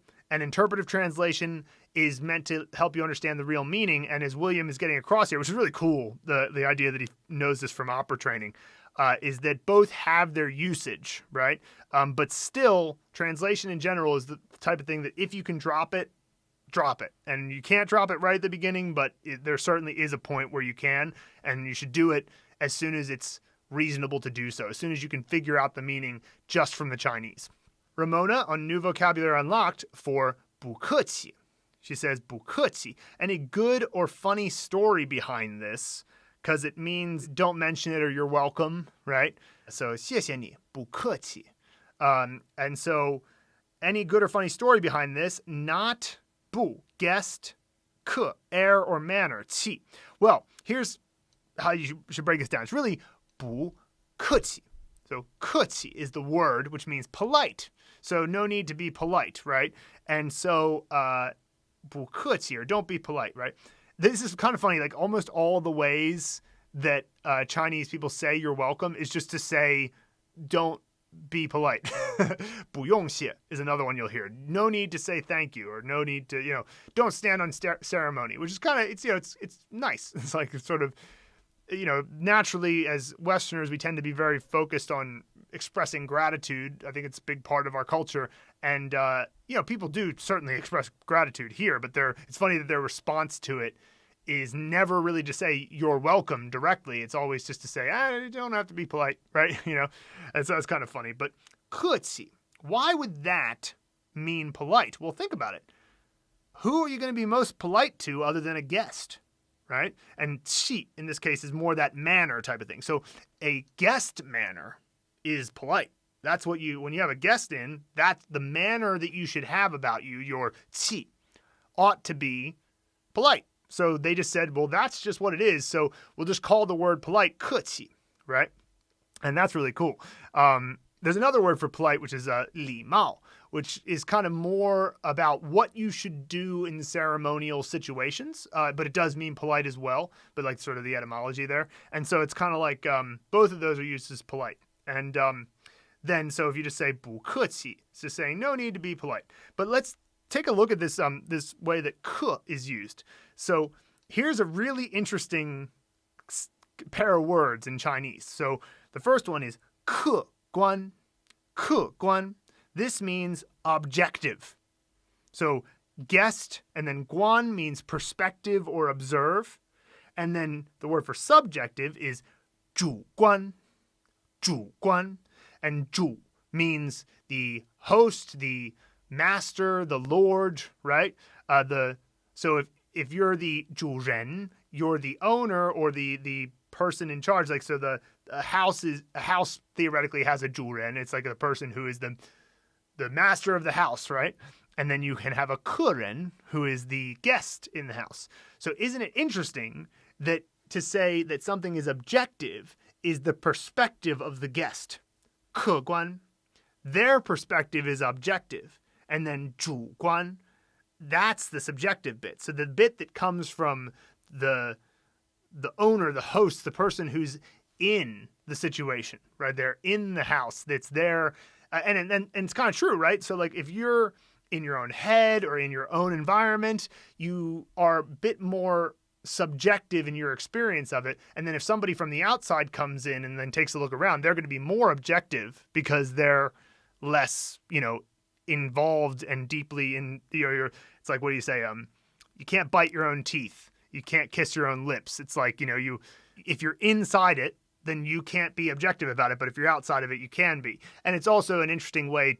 You can also imagine it as a super polite thing. Like, so the guest, their perspective is objective. They're right. And me, the master, the host, I'm the the subjective party here. And it's like very polite in that way. So you'll get a sense of this as you move forward. Look out for how they use ke and zhu in more common words, more complicated words, more advanced words. And you'll get that sense. It's kind of interesting. So thanks for that question, Ramona, because those are the types of words that really show how fascinating Chinese can be. Michael Wells on nasal final yong, which covers yong and yo yong and bu yong. And this is he gives Luke a little compliment here. So Luke told this story in this is for context. Luke told a story in this lesson about how I think he was on the subway and he asked a girl on a date, and her response was just to say bu yong, which is a good example of how you can sort of quickly and not too impolitely refuse someone, which is just no need. And so Michael Wells says, I truly had a good belly laugh at that story, and I have no doubt it'll seal these words in my memory. Plus, it just warms the heart to see a fit, successful young entrepreneur with a charming smile and a hell of a jawline being humble enough to share and laugh about his struggles with romance. Ha ha ha ha. So yeah, of course, Luke is now married with a kid, so his struggles with romance eventually led to success with romance. So you can never be too upset about failures, because they always lead to the later successes. And he does sure have that strong jawline. We all like that about Luke. Jiggy J Diderik on level 16 complete. He says, I kind of forgot about the importance of adding images to the unlocked vocab. Is it that much of an importance, or is it helpful? So I would say absolutely yes. I mean, it's one of those things that if you're not having trouble remembering the definitions of the vocabulary words, then I guess it's okay. But the thing is, it's so helpful to use images. And also, when you add an image into the image field in Anki, it creates a new flashcard. So you're only getting half the flashcards if you don't add in an image. And to me, the image flashcard is the better one of the two. So when you have the front of the flashcard showing you the image and it's saying, what's the word for this image? That's a direct connection between your visual sense and Chinese. There's no need for English in that particular card. So I would say it's pretty important, and it also helps you create stronger connections to the new words, because your connections to your actual lived past experiences is a pre-existing neural network of patterns, right? And so you're attaching the Chinese to that pre-existing neural network of patterns in your brain and trying to expand the pattern a little bit to include it. And that's way easier than having the new word come in with no context. Now, it's not no context because the two characters that make up the word, you've learned those two characters. So you do get context from Chinese, but you should give yourself as many possible tools for finding the connection to the word as possible. So if you can find the connection via an image that is very strong for you, then success. That's the best stuff. Good question, though, Jiggy J. Chris Lewis on bonus stroke order rule 6 of 12. If your Chinese characters are perfectly drawn or good enough, and you don't follow the stroke order, can experts tell if you haven't followed the rules? Does it really matter? I'm sure an expert could tell. I don't know if I could tell, but I'm sure an expert could tell, because, if you see Chinese people write in their actual handwriting, it's sometimes quite hard to read. It's like doctor scrawl. Like when a doctor writes you a prescription, you're like, is that a language? But it's, there's that. And then there's calligraphy, which is a whole other thing. And then there's just writing it correctly, right? And making it look closer to being like a computer, how a computer might write it or whatever. And so the experts would probably be able to tell because they're familiar with how handwriting works in Chinese. Next question, does it really matter?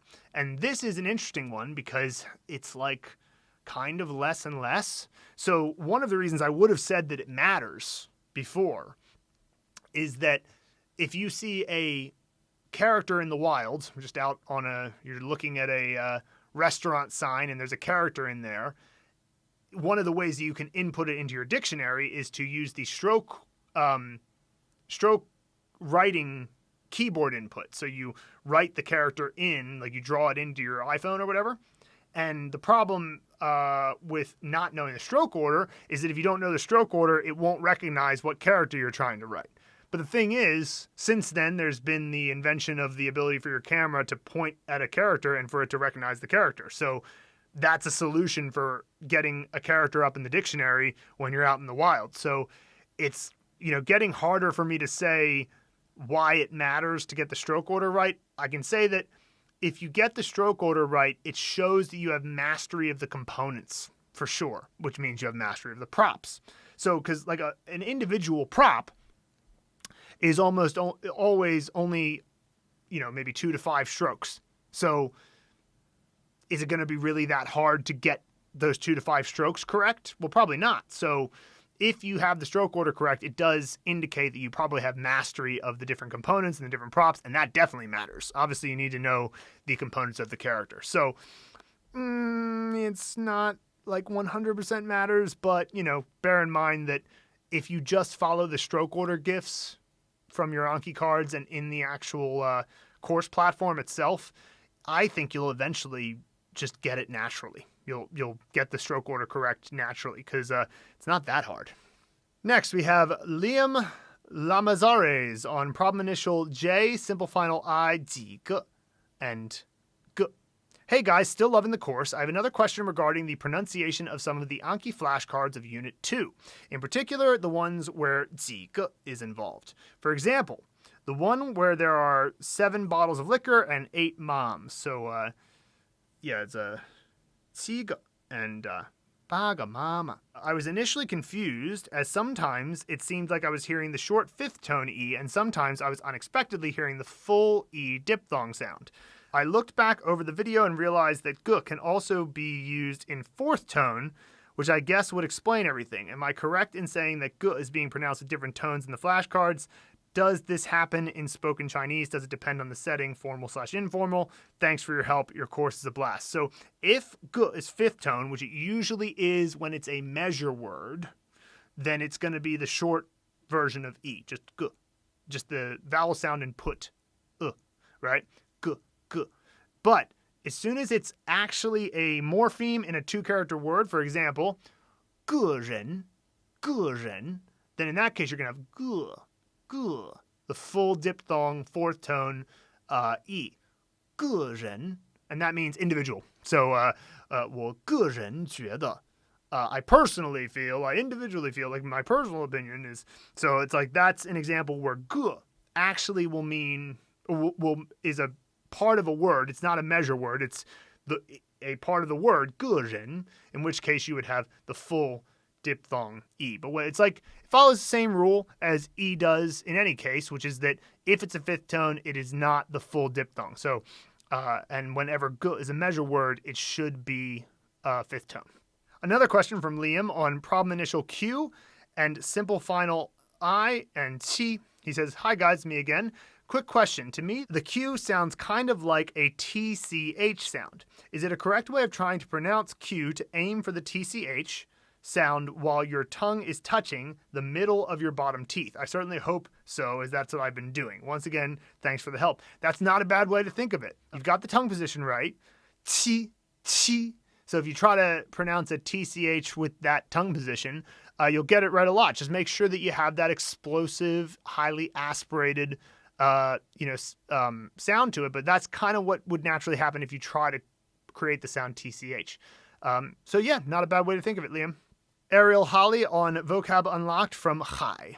This is the first vocab lesson in the intermediate course. He says, I realize that there are no vocab flashcards for new words unlocked in the Hanzhen words set. From now on, are we just learning the vocab words through the context of grammar sentences in the grammar flashcards? That's correct, yes. And the reason for that is that as your grammar module gets stronger and you've had the thousands of sentences from the foundation course going through your daily Anki routine, what happens is that your grammar module has started to form. You've got basic structures in your head, which gives you a powerful tool for remembering vocabulary words, because this was impossible when you first started learning vocabulary. You didn't have enough to create, in phase 2 of the course, you didn't have enough to create sentences that make sense.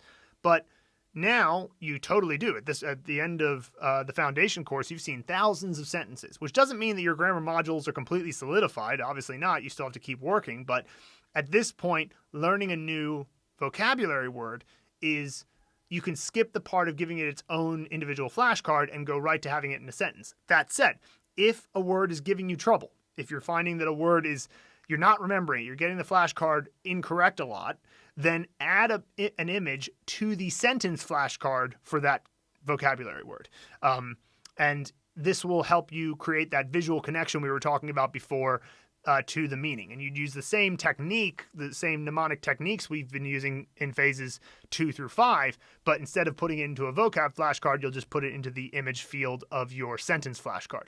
And really, you can do this for any sentence. And the image can be related to the vocab word that you're learning, or it can be related to the meaning of the sentence as a whole, either one. And it's also totally optional, but we're all about getting you to fluency efficiently. And as soon as you don't have to rely on some of the mnemonic methods, and you can learn just through the context of Chinese, that's more efficient. But you obviously have to level up to get to that point.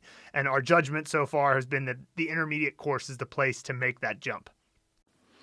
In this section of the podcast, we're going to listen to a recording from Alex Sumray, who has submitted his recording of the story from level 21, What's More Important, Looks or Ability? Now, for some context here, Alex is doing very well because this is the very first piece of longer form content.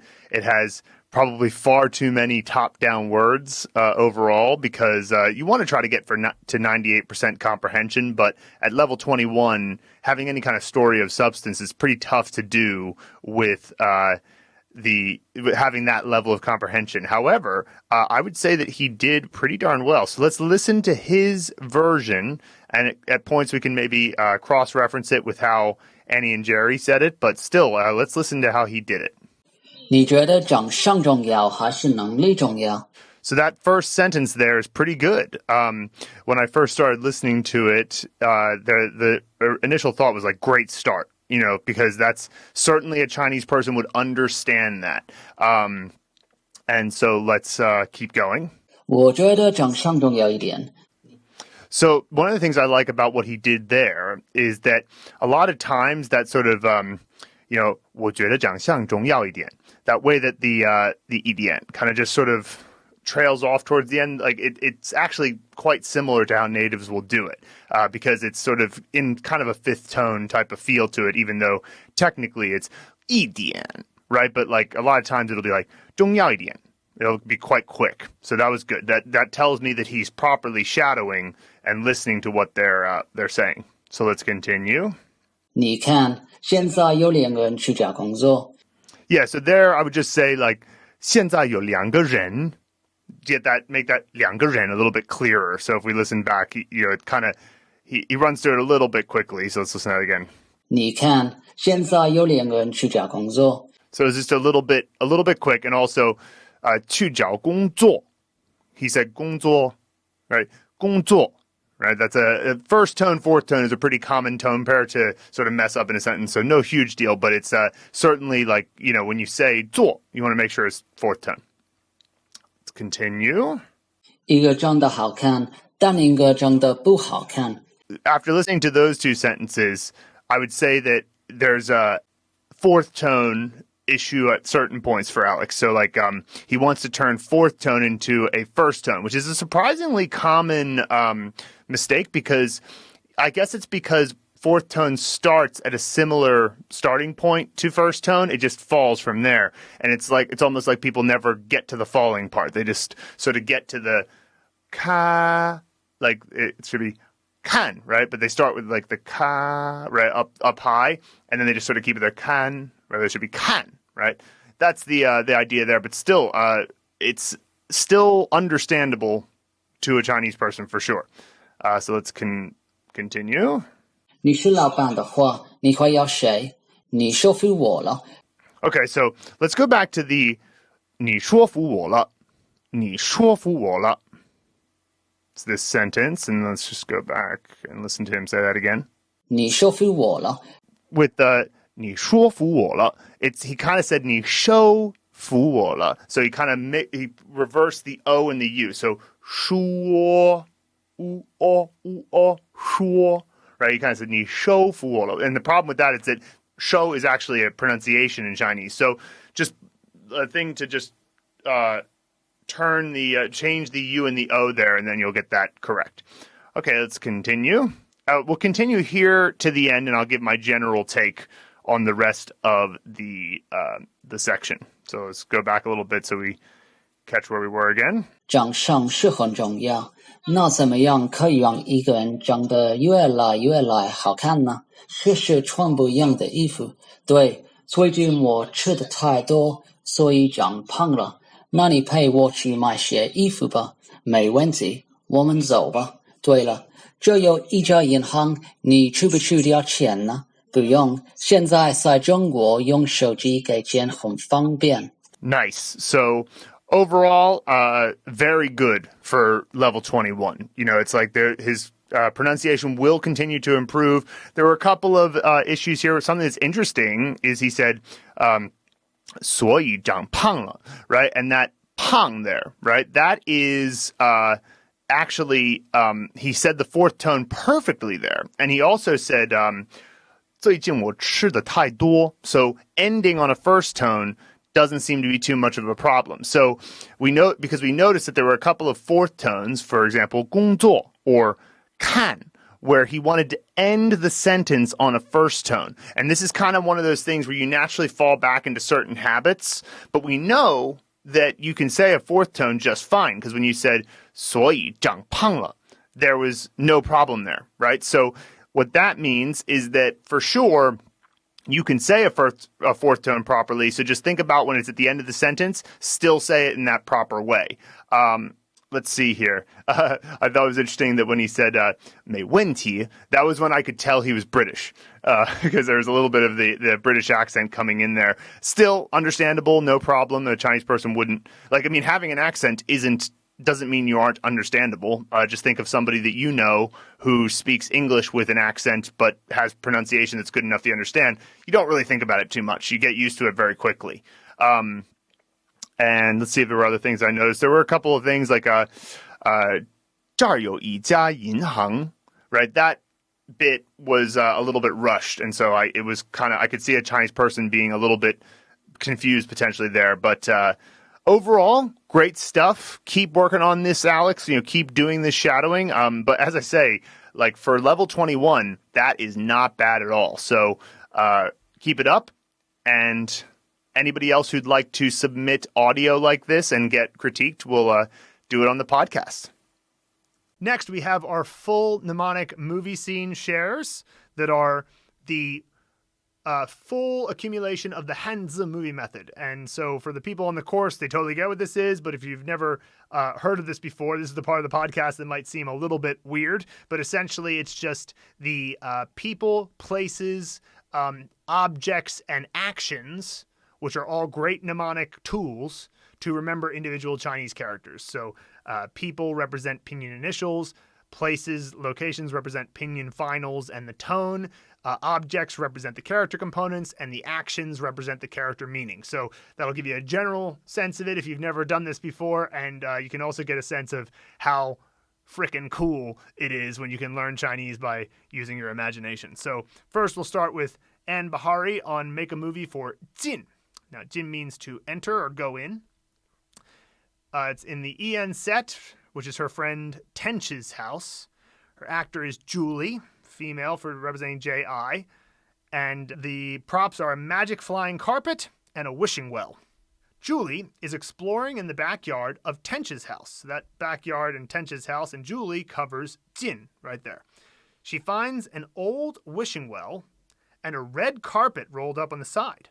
She unrolls the carpet and it swooshes away, and then comes back to hover right in front of her, moving back and forth, coaxing her to get on. She hops on, and then zoom, the magic carpet goes in to the well. Julie is scared. What happens next, right? So it's a good way to end the scene where she's fearful of what's going to happen after entering into the well. I like it. I think that, maybe there could be a couple of other things that indicate enter. Like, for example, maybe there's initially a no entry sign, but then the magic carpet manages to turn the no entry sign onto a green light or something that indicates, okay, definitely entering can happen now. But great stuff. That's a good scene. I like it. Deborah Driscoll on Make a Movie for Guang. And Guang can mean vast or, sort of... It's not just big, it's also like wide and vast. Gru is in the living room of my ANG set. So there we have Guang, right, taken care of right there. Busily unpacking a portable factory for his minions to work in. He keeps on pulling out pieces, and it gets bigger and bigger and bigger, like a vast sea filling the room. Looking at all the pieces spread all over the floor, he falls down on top of them, frustrated, and starts crying, which is the drop component on the top, calling out, "This is just too vast!"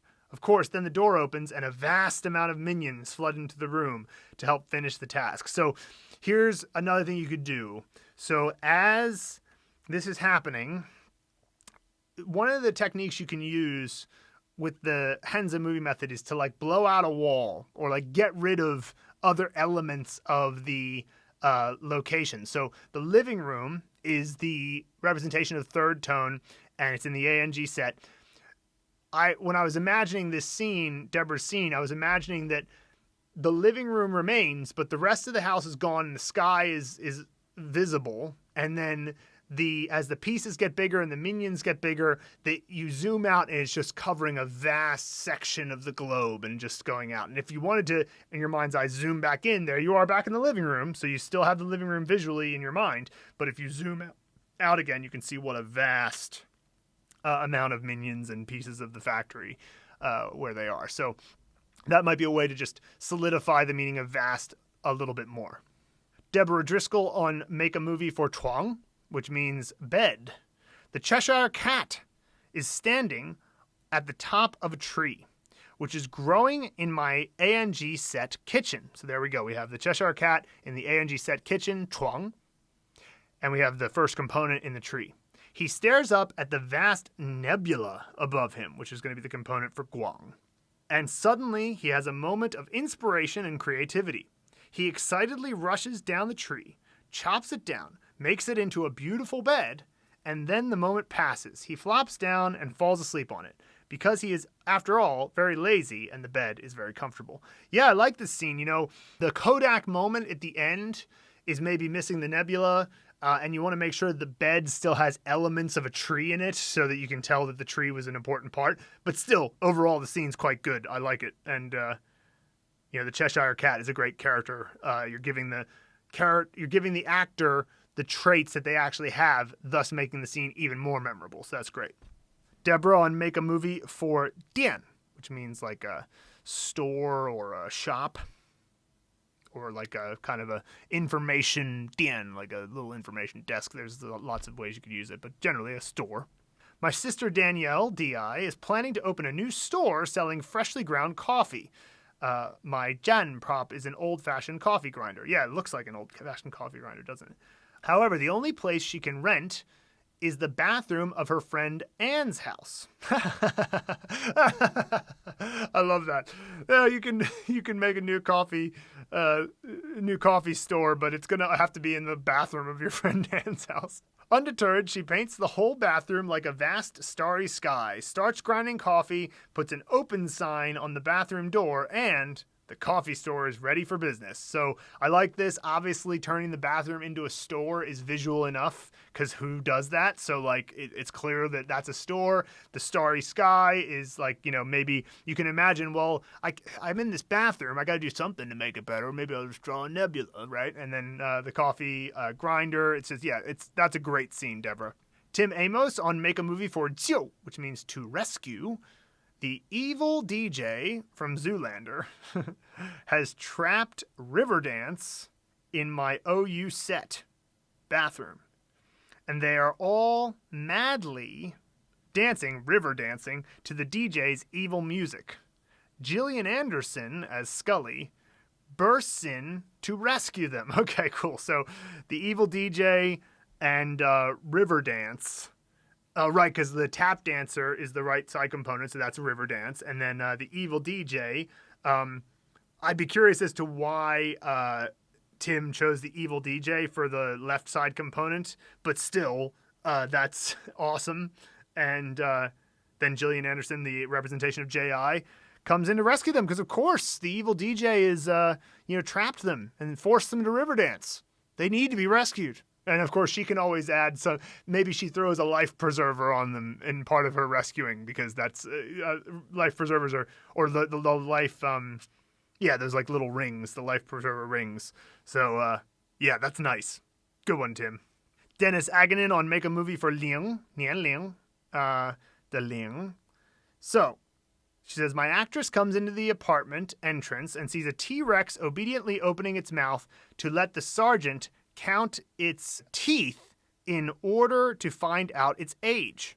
After he's done, he pets the T-Rex on its head, waves at my actress. Okay, so this means age, and so that's what we have the why he's trying to find out his age. And that's actually, I think that works because a lot of like anthropologists or people who are looking into how to figure out how old something was might look at something like teeth. How many teeth do they have? And that's how much how old it was when it, was fossilized or something.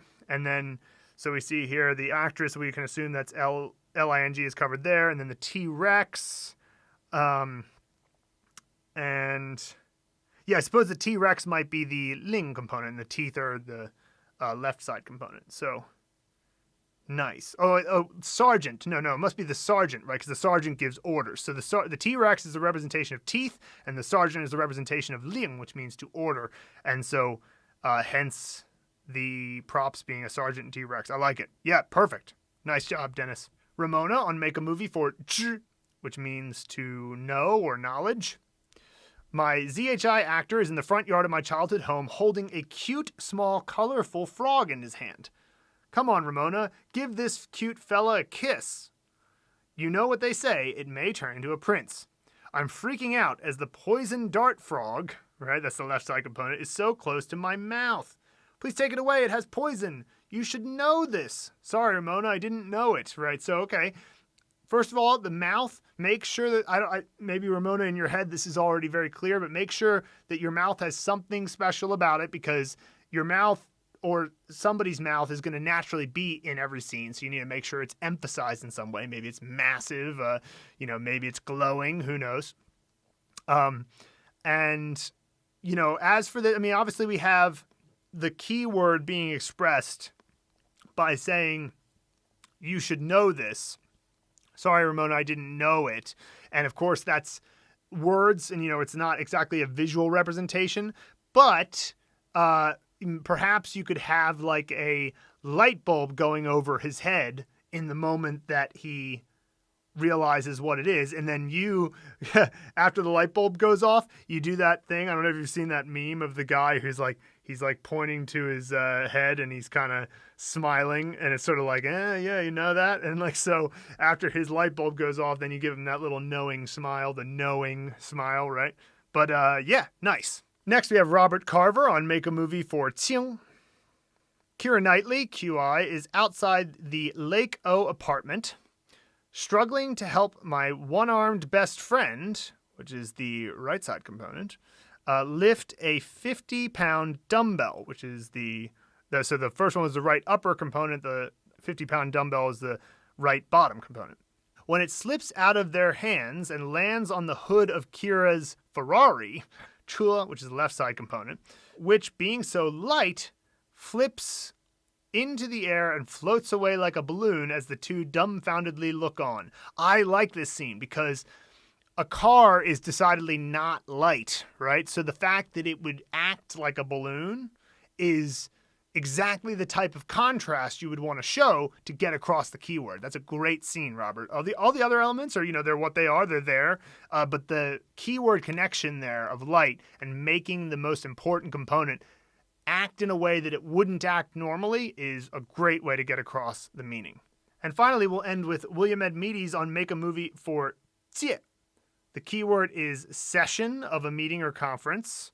The actor is Jacinda Ardern, which is the New Zealand Prime Minister, and that's exactly the type of person who might be at a session of a conference.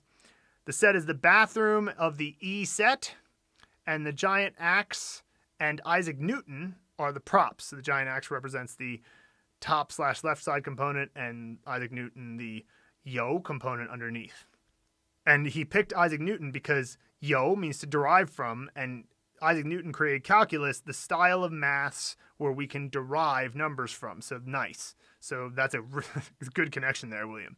Isaac Newton was getting his brand new laptop ready in the bathroom as to not be disturbed, so that he can talk to Jacinda Ardern over a Zoom about predictions for the number of COVID-19 cases that New Zealand is likely to see over the coming weeks. He conversed with Jacinda, and everything was going fine until the Zoom session started freezing over and over and over again, causing Isaac to become so frustrated that he grabbed the giant axe above him and chopped up the laptop. Nice. Yeah, so I think that the idea of having a session, a Zoom meeting, a Zoom conference, and it's worth mentioning that this jie, it tends to be used as a measure word for like sort of larger events than a Zoom conference. But theoretically, in the age of COVID, maybe there's a big world conference that would happen over Zoom. So that's not unbelievable as an idea. So I like it. That's a good scene. Thanks, William. And thank you to all of you who submitted your questions and mnemonic scene shares. And once again, thank you from both Luke and I for the incredible upwelling of support we've had over the past couple of weeks. We love you guys, and we're going to keep it up, all this hard work. So we'll see you next week.